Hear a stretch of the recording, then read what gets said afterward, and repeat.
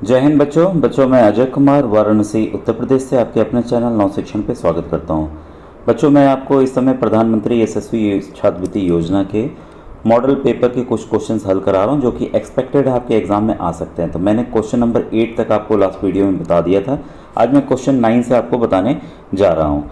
और बच्चों ये जो आपसे रिक्वेस्ट है कि जो NTA है वो दोनों ही परीक्षाओं को लेता है, प्रधानमंत्री यशस्वी योजना और श्रेष्ठा योजना। ठीक है, तो दोनों के सिलेबस, दोनों के क्लासेस, दोनों के पैटर्न सेम हैं और इन दोनों के प्रश्न एक दूसरे में आए हुए हैं। तो श्रेष्ठा का भी मैंने सॉल्व किया हुआ है, तो श्रेष्ठा वाली प्लेलिस्ट में आप उसको जरूर सॉल्व पेपर देख लीजिएगा। ठीक है, और साथ ही साथ प्रधानमंत्री यशस्वी योजना को जो last year computer based test हुआ था उसको भी मैंने बताए हुए हैं।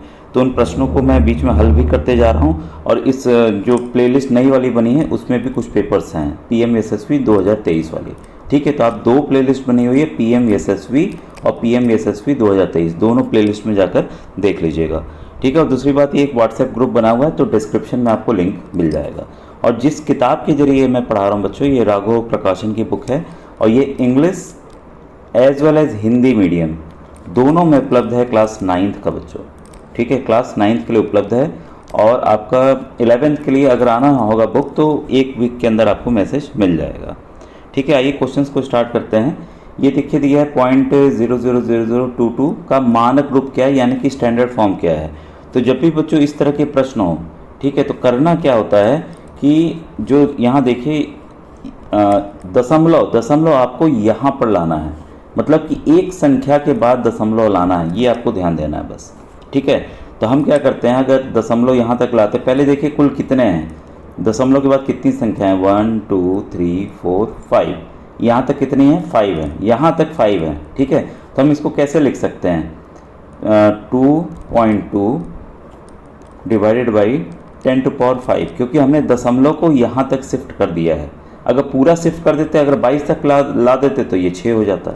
ठीक है, इसी को अगर स्टैंडर्ड फॉर्म में लिखना है तो आपको पता है कि कोई भी अगर पावर ऐसे दिया हुआ है, अगर बटे में है और इसको हमें ऊपर ले जाना है तो इसको क्या करना होगा, इसके घात को माइनस करके लिखना होता है, 10⁻⁻5। ठीक है, तो यही चीज़ हमें यहाँ पर ध्यान देनी है।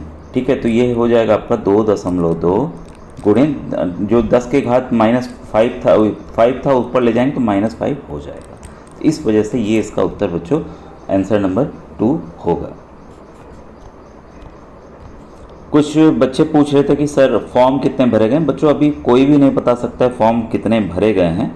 ठीक है, ये है आइडिया लग रहा है कि अच्छी खासी संख्या में फॉर्म भरे जा रहे हैं। पिछले बार का कट ऑफ वीडियो मैंने डाला हुआ है, तो प्लेलिस्ट में जाकर देख लीजिएगा। ठीक है, देखिए जो प्रश्न, ये जितने भी प्रश्न हैं, जो बच्चे इस समय क्लास 8th में हैं, NMMS की तैयारी कर रहे हैं, चाहे आप जिस स्टेट के हों, ये इक्वली इंपॉर्टेंट है।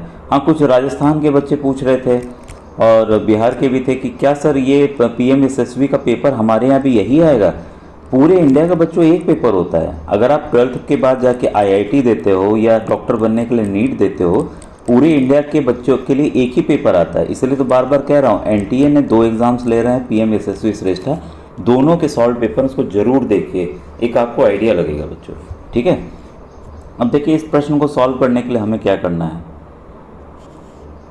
इस तरह के क्वेश्चंस में बच्चों जब भी हो तो यहाँ पे भी देखिए क्या है, जो ये पावर है, जो पावर है इसका वो किस में है, माइनस में है। तो सबसे पहली प्राथमिकता हमें होनी चाहिए कि माइनस कैसे यहाँ से हटाया जाए। इसके लिए देखिए इसका हमें व्युत्क्रम करना होगा, यानी कि रेसिप्रोकल करना होगा। जो अंदर संख्या होती है 2/3 है तो इसको बस पलट दीजिए तो 3/2 हो जाएगा। अब इसका जो पावर है या घात है वो प्लस में आ जाएगा। बस इतना आपको ध्यान रखना है। ठीक है, तो यही मैं आपको रूल यहाँ फॉलो करने जा रहा हूँ। ठीक है, तो इसका आप ध्यान रखेंगे। अगर जनरल रूल की बात करें, अगर A/B है, अगर कोई चीज़ -x है तो इसको हम कैसे लिख सकते हैं, A/B, इसको पलट दीजिए B/A to the power x। Minus को बदलने का यही एक तरीका है बच्चों। ठीक है, अब देखिए इसको मैं कर रहा हूँ सॉल्व, 3/2 के घात 5, भाग का चिन्ह अभी वैसे ही रहने दें। यहाँ पे भी देखिए माइनस है, 4/3 टू द पावर -2 है, इसको भी क्या करें, 3/4 के घात 2। अब देखिए ये हो गया। अब हमें क्या करना है कि ये भाग है, भाग को अब हमें गुणा में बदलना है। किस में बदलना है? गुणा में। जब गुणा में बदलेंगे तो फिर इसका व्युत्क्रम हो जाएगा, 3/4 का क्या हो जाएगा? 4/3 हो जाएगा। घात पावर वैसे ही रहेगा, ठीक है। तो 3/2 के घात 5 गुणे 4/3 के घात 2। अब जो भी संख्याएं हैं 3/2 इसको 5 बार और 4/3 को 2 बार गुणा करना है। तब मैं इसको मिटाने जा रहा हूँ, ठीक है। तो इसको देखिए, अब आगे की प्रोसेस हम बढ़ते हैं। तो इसको हम लोग फिर से लिख देते हैं वैसे ही। इसको 3/2 को 5 बार गुणा करना, 3/2 3/2 3/2 और 3/2, ये 5 बार हो गया, ठीक है। और 4/3 2 बार, 4/3 2 बार, ठीक है। 3 से 3 कटा, 3 से 3 कटा, 2 2 से 1 4 कटा, 2 2 से 1 4 कटा। तो बचा क्या ऊपर? देखिए 3 3 9, 9 3 27, 27/2।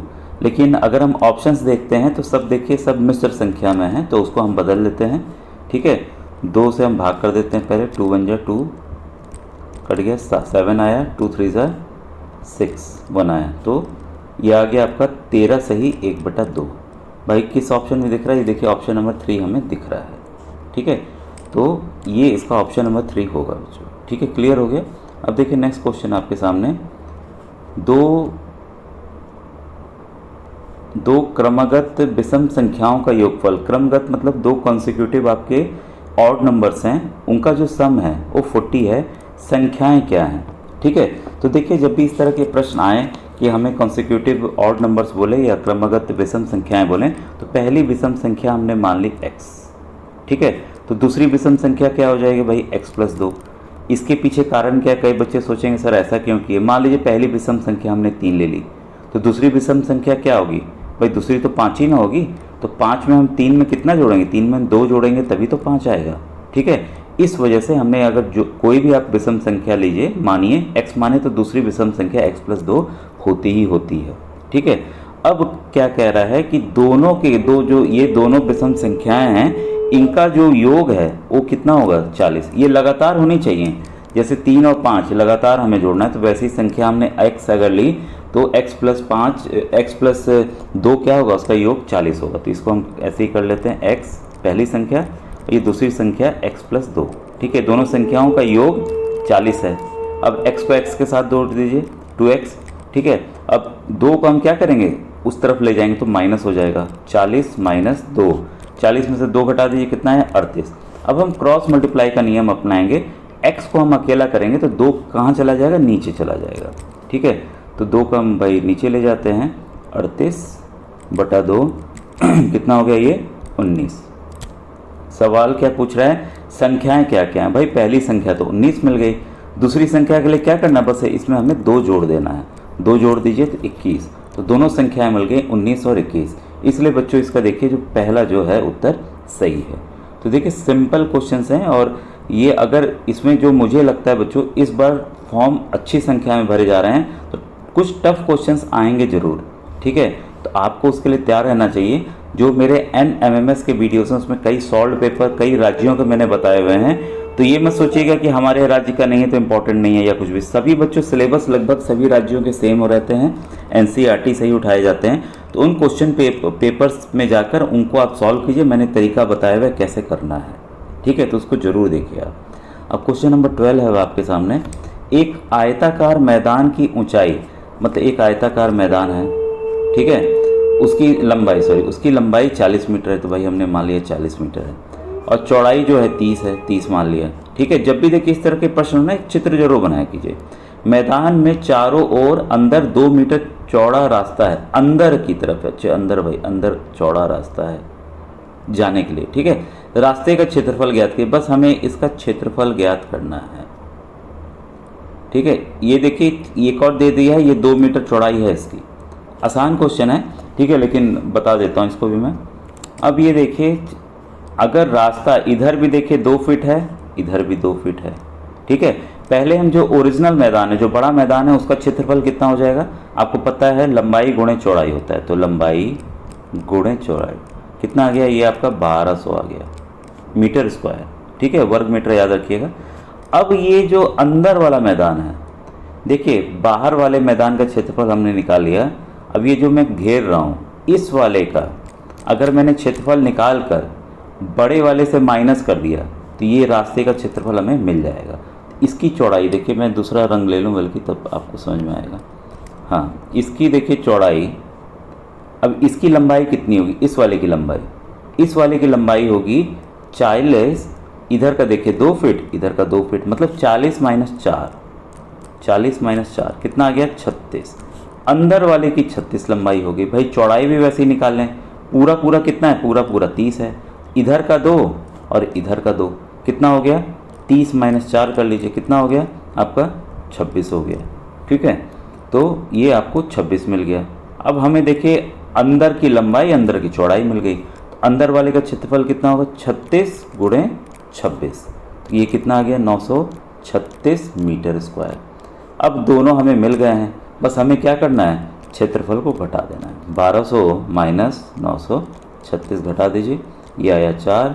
ठीक है, और ये आया आपका 9 में से ये तो गया, फिर 9 में से 3 गया 6। ठीक है, फिर 11, ये 264, तो 264 मीटर स्क्वायर। अब भाई देखें आंसर किस में है, तो ये बच्चों देखिए आपके ऑप्शन नंबर 4 इसका इसलिए सही है। तो मुझे उम्मीद है बच्चों आपको ये समझ में आ रहा होगा अच्छे से। ठीक है, और ये देखिए असर्शन रीजन का क्वेश्चन है, क्वेश्चन नंबर 13। इस तरह के क्वेश्चंस आते ही आते हैं। नीचे 2 कथन दिए गए हैं, एक अभिकथन है असर्शन के लिए रूप में लिखित है, तो दूसरा इसके कारण रीजन के रूप में। अभिकथन क्या है, 0 डिवाइडेड बाई पी बटा क्यू बराबर 0, पी बटा क्यू एक परिमेय संख्या है। कारण क्या है, पी बटा क्यू डिवाइडेड बाई 0 बराबर 0, पी बटा क्यू एक परिमेय संख्या है। तो सही विकल्प हमें चुनना है। ठीक है, तो इसमें देखिए क्या है कि परिमेय संख्या का शून्य में भाग देने पर शून्य आता है, किंतु परिमेय संख्या को शून्य से भाग जो है परिभाषित नहीं है, अनडिफाइंड है। तो इस वजह से जो आपका बच्चों ऑप्शन नंबर 2 जो है वो सही है। ए और आर दोनों सत्य हैं और आर ए की सही व्याख्या नहीं है। ठीक है, तो मुझे लगता है आज का वीडियो बच्चों आपको पसंद काफ़ी आया होगा। तो अगर इस और क्वेश्चंस चाहिए इसी तरह से आपको मुझे समझाना है तो ज़रा कमेंट सेक्शन में ज़रूर कमेंट कीजिएगा बच्चों। ठीक है।